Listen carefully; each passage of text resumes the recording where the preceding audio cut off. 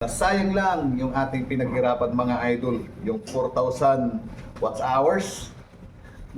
Sayang. Kasi demonetize tayo. Kaya nga ngayon lang tayo nagkapag-update na naman.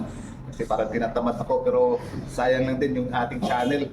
Kaya ito, bubuhayin na naman natin uli. Sana suportahan nyo na naman tayo mga idol.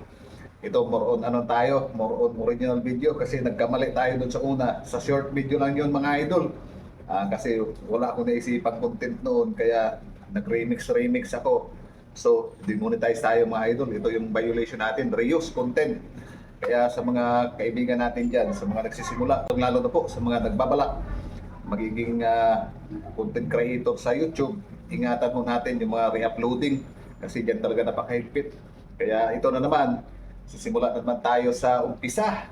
Even though na mayroon na tayong subscribers, kailangan naman natin mapuno yung watch hours at linisin natin yung ating mga account. Delete natin yung mga unang video natin. Baka sakali na ma-approve tayo uli dito sa ating monetization. Sana patuloy niyo pa rin suportahan yung ating YouTube account. Maraming salamat po and God bless you all.